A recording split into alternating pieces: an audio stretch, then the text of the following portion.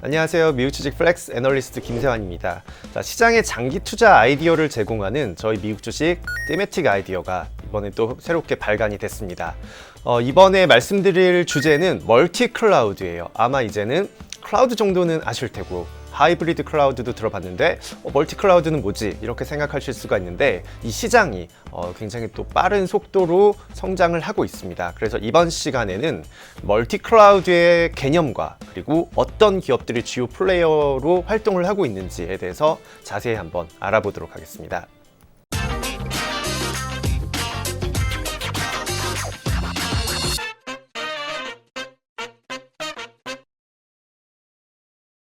네, 요즘 시대는 거의 클라우드가 없이는 활동하기가 어려운 시장이 되었죠, 시기가. 현대사회의 상권과 업무 환경이 점차 이제는 모두 다 클라우드로 변화되면서 과거에는 이제 기업들이 클라우드를 하나만 썼다면 요즘은 2개 이상 사용하는, 그래서 멀티라고 부릅니다. 멀티 하이브리드 클라우드 시장이 성장하기 시작을 했고 그 사이에서 또 틈새 시장이 생겼어요. 그들 이제 여러 가지 클라우드를 사용하면 뭔가 이제 호환성의 문제도 생기고 이런 부분이 발생하기 때문에 그 클라우드 간의 관리를 또 함께 해주는 이런 서비스도 성장을 하고 있습니다. 오늘 주로 말씀드릴 내용은 바로 이 멀티 클라우드에서 관리 솔루션을 제공하고 있는 그런 기업들이에요. 자, 멀티 클라우드 관리 솔루션은 여러 개의 클라우드를 하나로 연동을 시켜서 클라이언트 입장에서는 쉽고 편하게 다수의 클라우드가 제공하는 장점만 쏙쏙 빼서 이용할 수 있는 솔루션을 제공을 하는 업체들을 얘기를 하는데 IBM의 레드햇이 가장 대표적입니다. 그리고 구글의 안토스, 그 다음에 VM웨어의 탄주, 이 기업들이 지금에는 상장되어 있는 기업들만 제가 말씀을 드리고 있어요. 자, 멀티 클라우드가 뭔지 조금 개념을 한 번 더 자세히 설명을 드릴게요.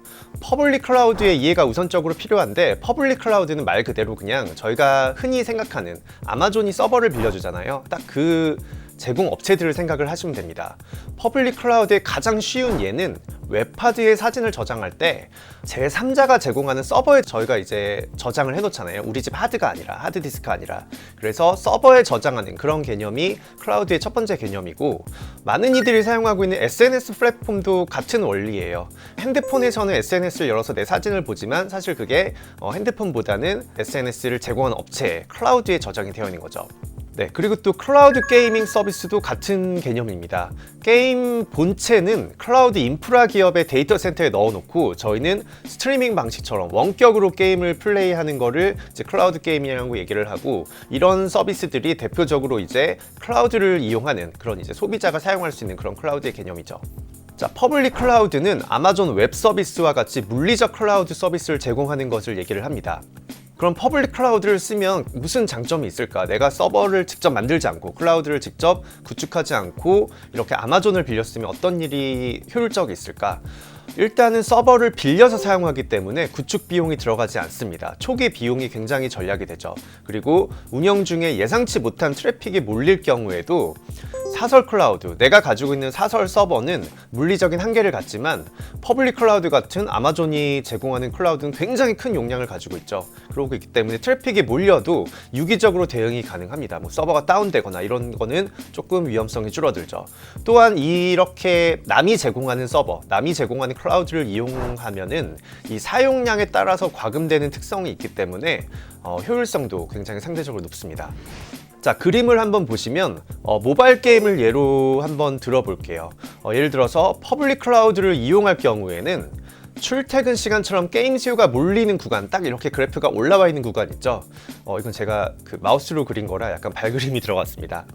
자, 게임 수요가 이렇게 몰리는 구간에만 사용할 경우에는 과금이 되기 때문에 비용을 효율적으로 분산해서 이용할 수 있는 그런 장점도 있습니다. 자, 좀 더 기본적인 클라우드의 개념을 한번 짚어 넘어가 볼게요. 이거는 이제 정말 기본적인 개념인데 보통 이제 클라우드라고 하면 요즘은 이제 뭐 4개 뭐 이렇게 넘게도 얘기를 하지만 기본적으로는 3개 정도를 꼽아 볼 수가 있습니다. 클라우드의 이제 형태에 따라서 IaaS, PaaS, SaaS, 이거는 뭐 인프라에서 서비스, 플랫폼에서 서비스, 소프트웨어에서 서비스 이렇게 부르는데 I는 인프라, P는 플랫폼, S는 소프트웨어를 얘기를 해요. 좀 더 이제 쉽게 제가 그림을 한번 그려봤어요. 보시면 IaaS 같은 경우는 토지 임대 서비스와 같다라고 생각을 하시면 됩니다. 물리적 서버만 빌려주고 그 안에서 우리가 자유롭게 뭘 하는 거죠. 그리고 PaaS 같은 경우는 플랫폼이었잖아요. 토지 플러스 이제 개발할 수 있는 툴을 함께 제공을 해서 어떻게 보면 이제 땅을 빌리고 도구를 받아서 이제 저희가 농작을 할 수 있는 그런 환경을 얘기를 하죠. 그리고 마지막으로 SaaS 같은 경우는 여기에 소프트웨어까지 얹어서 제공을 해요. 그러니까 사용자 입장에서는 아무것도 다른 걸 준비할 필요가 없습니다. 모든 걸 다 빌려주기 때문에 거기서 빌려준 플랫폼으로 개발도 하고 소프트웨어로 업무도 보고 이런 것까지 전부 다 할 수 있는 걸 SaaS 방식이라고 얘기를 해요. 자, 그러면 더 들어가서 이제는 멀티 클라우드, 하이브리드 클라우드 개념을 한번 알아볼게요.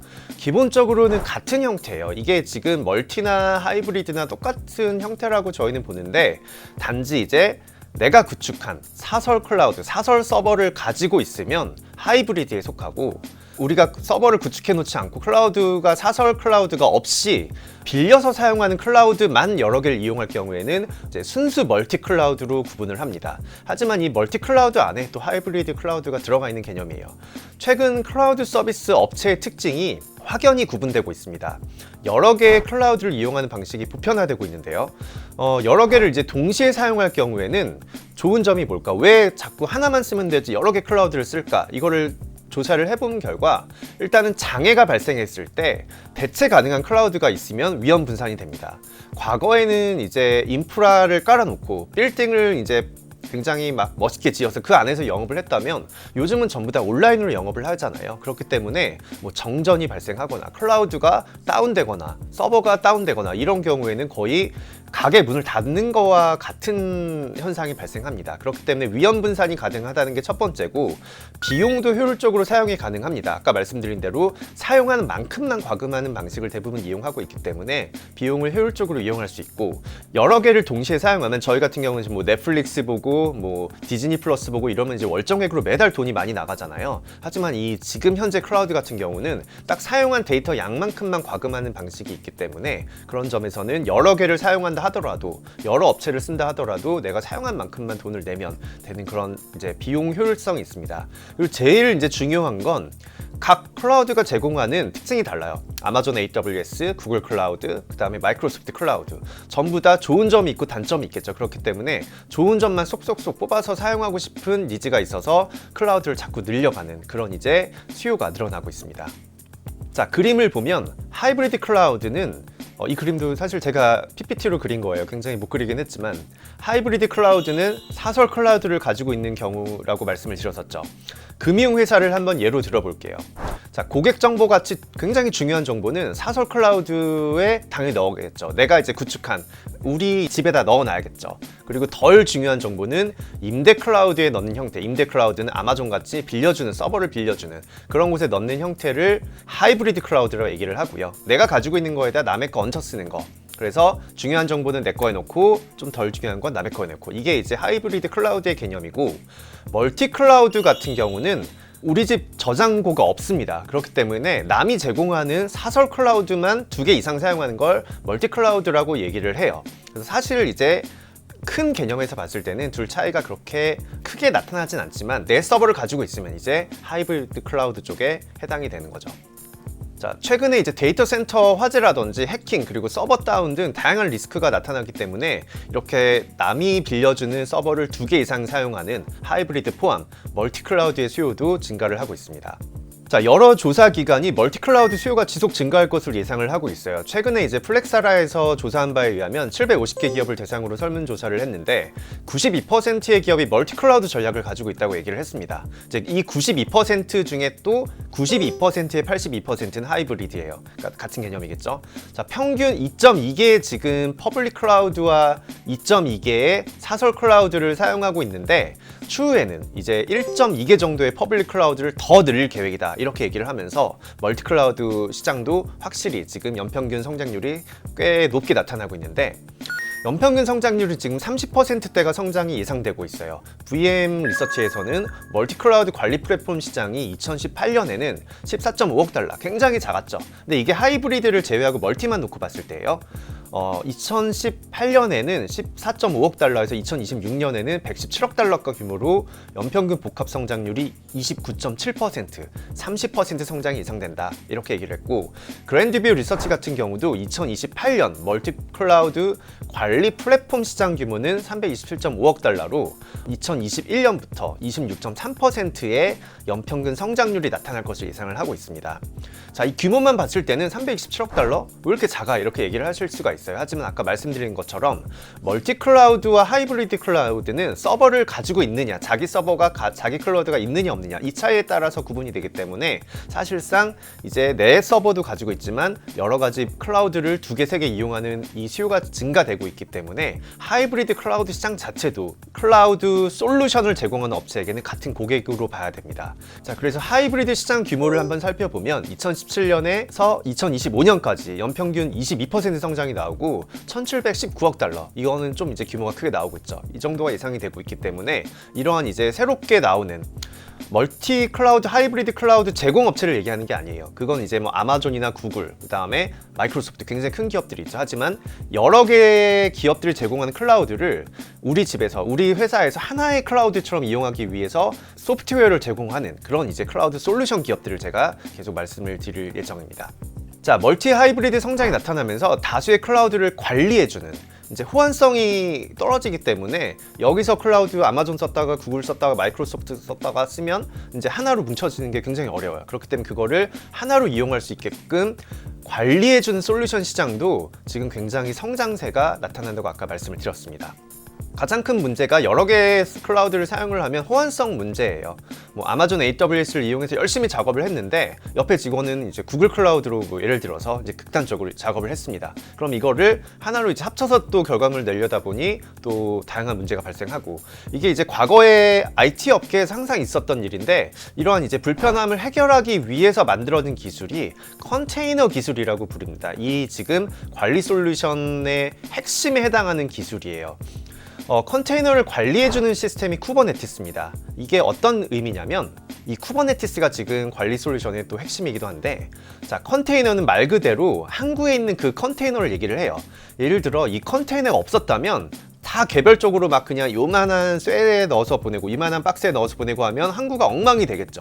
근데 그거를 컨테이너 같은 경우는 규격화를 시켜 놓습니다. 그래서 이 컨테이너 기술이 도입이 되기 이전에는 개발자들이 다 환경이 다르고, 그리고 개발 어플리케이션을 서버에 올릴 경우에는 서버 다운되고 막 다른 개발자 PC에서 열리지 않고 막 이런 이제 문제가 많았었는데, 이걸 이제 하나의 포맷으로 바꿔준 거죠. 컨테이너가 등장하면 항구에 있는 컨테이너처럼 어떤 걸 작업을 하든 간에 다 그 안에 넣어두면 자유롭게 그거를 테트리스 하듯이 열어서 이쪽에 놓고 얘는 이쪽에 놓고 이게 가능해졌습니다. 그렇기 때문에 개발자마다 독립된 OS 환경을 컨테이너 형태로 제공을 하고 각 컨테이너 간에 서로 영향을 끼치지 않아서 개발자 간 혹은 팀 간 작업을 할 때 각자의 스타일로 빠르게 개발을 완수할 수 있는 그런 장점이 생깁니다. 그래서 이 컨테이너라는 기술이 생겼고, 컨테이너를 관리해주는 게 쿠버네티스고, 그게 지금 저희가 이번 시간에 말하고자 하는 핵심 내용이기도 합니다.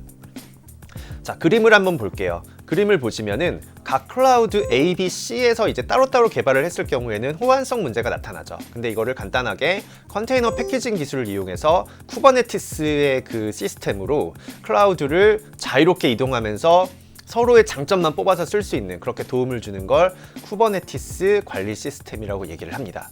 자, 그러면 이제 클라우드의 정말 초기적인 개념부터 그 다음에 하이브리드가 생기고 멀티 클라우드까지 생기는 과정을 지금 말씀드렸는데, 이 그런 멀티 클라우드가 생겼는데 여기서 이걸 또 관리해주는 쿠버네티스 시스템을 장악하고 있는 플레이어들은 누가 있을까? 이거를 좀 보면 지금 상장된 기업 중에서는 3개가 딱 대표 기업으로 나옵니다. 첫 번째는 IBM은 레드햇을 인수를 했죠. 그리고 VM웨어, 그 다음에 알파벳. VM웨어는 시장 규모가 좀 작아요, 시가총액이. 자, 더 포레스터 웨이브에서는 이제 2020년 3분기 기준으로 멀티 클라우드 컨테이너 개발 플랫폼, 말이 길지만 아까 컨테이너 제가 개념 설명을 드렸죠. 자, 이 컨테이너를 개발하는 플랫폼 리더로 레드햇을 선정을 했습니다. IBM이 인수한 기업이에요. IBM의 시장 입지가 높고 제공 범위가 다양한 부분에서 높은 점수를 받았고요. 같은 리더 영역에 있는 기업은 구글과 그 다음에 렌처독스가 있고, 강한 퍼포먼스 영역에는 VM웨어, 이 VM웨어는 상장이 되어 있습니다. 그리고 D2IQ, 미국의 쿠버네티스 수명 주기를 관리하는 하이브리드 멀티 클라우드 및 엣지 관리 솔루션을 이제 단순화해서 제공하는 그런 기업이고요. 그리고 플랫폼 9 시스템도 여기에 이제 해당이 되어 있는데 미국의 쿠버네티스 기반 클라우드 인프라 자동화를 하고 있는 그런 기업입니다. 이런 기업들이 선정이 됐어요. 자, 그럼 저희는 이제 상장 기업들만 놓고 한번 살펴보면 IBM, 그 다음에 알파벳, 그리고 VM웨어가 있었죠. 그 중에서도 저희는 밸류에이션을 상대히 비교를 해봤을 때는 IBM과 알파벳의 비중을 향후에 이제 이 클라우드 시장이 아직은 작지만 커져 나가는 시기에서는 수혜를 받을 수 있을 것이라고 저희는 판단을 합니다. 멀티 클라우드 관리 플랫폼 시장의 지속적인 성장 가정하에 IBM과 알파벳의 비중을 저희는 확대할 것을 공고를 드리고요. 차트를 보면서 설명을 조금 해볼게요. 일단 먼저 주가 수익률 차트를 보면 최근에 이제 이 기업들의 주가가 3개월 주가가 IBM이 굉장히 좀 높게 나타나는 약간 이제 성장주들이 눌리면서 가치주의 버프를 받는 그런 것도 있었죠. 두 번째 차트를 보면 12개월 선행 ROE를 2007년 말 대비 2021년 말을 비교한 차트인데 S&P 500은 3%포인트 증가했죠. 그래서 21%, 드디어 미국 시장의 ROE가 20%를 넘어가는 IT 버블 이후에 최초로 다시 넘어왔죠. 같은 기간 알파벳은 5%포인트 증가하면서 24% ROE를 기록을 했고 IBM은 7%포인트 증가한 41% ROE를 12개월 선행 기준으로 지금 뽑아볼 수가 있습니다. 차트를 또 하나 볼게요. 2022년 ROE PB 비교 차트인데 컨센서스 기준으로 2022년 말 기준으로 ROE와 PB를 반영한 PB를 ROE로 나눴을 때의 가치 비율은 IBM과 VM웨어가 각 0.14배, 0.18배로 시장 평균보다는 더 낮게 나타났습니다. 이 가치 비율은 낮을수록 자본 대비 주가가 이익보다 상대적으로 낮게 나타나고 있음을 의미를 합니다. 그렇기 때문에 낮을수록 조금 더 유리하겠죠. 그 외에 알파벳은 0.24배, 성장주임에도 불구하고 이 정도면 저희는 나쁘지 않은 수준이라고 보고 있고요. 클라우드 산업은 0.31배로 확실히 클라우드만 많이 모아놓은 기업들은 굉장히 좀 높게 나타나는 그런 부분이 있습니다. 소형주들도 많기 때문에. 자, 또 다른 차트를 보여드릴게요. 동종기업 위험 대비 보상 비율 비교인데 지난 5년 기준으로 위험 대비 보상 비율은 알파벳과 클라우드 산업이 시장보다 높게 나타났습니다. 1단위 위험을 적용한 알파벳의 연율화 수익률은 1.16배고 클라우드 산업은 1.03배로 모두 시장 평균 0.92배를 상회하고 있고요. 반면 IBM과 VM웨어의 위험 대비 보상 비율은 굉장히 낮은 수준으로 나타나고 있는데 이건 이제 클라우드의 수혜가 아직 닿기 전이라고 저희는 판단을 합니다. 과거에는 전부 다 IBM은 이제 IT 인프라 쪽 그런 이제 약간 한물이 같다라고 표현하기는 좀 그렇지만 그래도 수요가 좀 줄어들고 있는 성장이 둔화되고 있는 사업을 대부분 가지고 있었기 때문에 이걸 또 과감히 이번에 킨들을 분사하면서 벌어냈죠.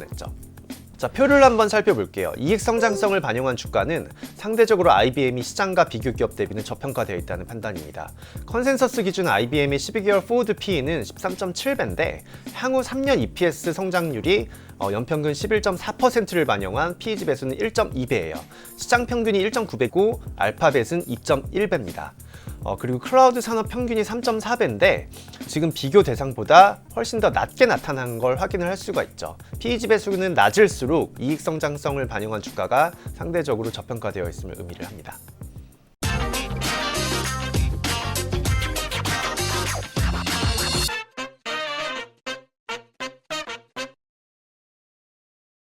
네, 오늘 내용 간단하게 한번 정리를 해드릴게요. 저희가 이제 인덱스 자료를 발간을 했기 때문에 조금 더 디테일한 자료를 원하시면 저희가 발간한 자료를 한번 찾아보시면 되고요.